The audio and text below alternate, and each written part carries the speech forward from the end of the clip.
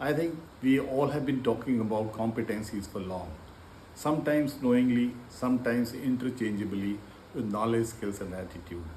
Competency based interviewing starts with competency, which has got a little more and better defined approach than the KSA's knowledge, skills, and attitude. It has got definition, what the person is supposed to be doing in a role, and it has got therefore actions which are being reflected through various defining statements for a competency.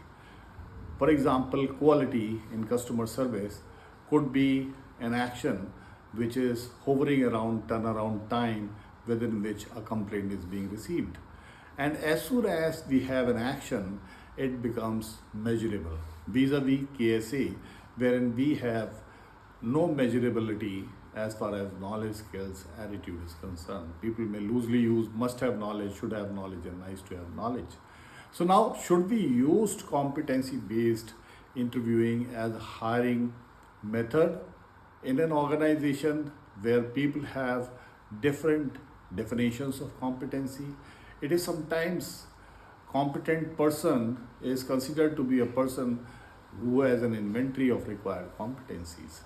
Now, therefore, people who have the required knowledge, skills, and attitude, sometimes that is also a confusing word which is interchangeably used with competencies. Now, if there are two scenarios, if there is a competency framework within an organization and we do understand what different competencies mean for different roles, and if we administer competency based interviewing, it definitely adds value because you get the inventory of talent which is in line with the organizational requirement, and you don't have to invest a lot of money to train people to build those competencies once they are onboarded. On the other hand, if you do not have competency framework and you do competency based interviewing, you are still better, I would say, because you know role required competencies. The only flip side is once you hire a person basis certain set of competencies for the role, the environment doesn't support the person, and there could be a mismatch because of that. And therefore, mapping the expectations of the hiring department with or without competencies in such a case is the uh, best way forward approach. And therefore, if we want to do competency based hiring, we have to at least bring all the stakeholders onto the same page on what competencies are all about. How do they measure, how to compare different candidates vis-a-vis their proficiency on each of the competencies. And the proficiencies can be well defined on a Likert scale of 1 to 5, and within which we know that this is the minimum inventory that we want to have for a particular set of competencies in a role. So competency based interviewing, my recommendation, is an ideal way of hiring people once you have a competency framework in the organization.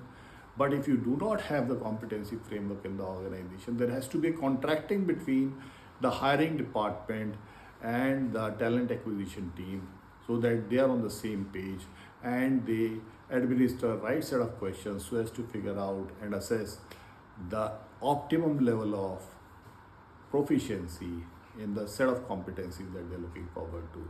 However, in case wherein the competency is not well understood, well defined between the stakeholders, that means the hiring function and the HR function, then the best case scenario is to understand the expectations, map the expectations of the department in whichever language they're comfortable with or without competencies, and appropriately integrating it with the hiring interview based assessment questions, probing questions, follow-up questions, or if at all we have to administer psychometric instruments for so as to understand more about comprehensive with the candidate's fitment to the role.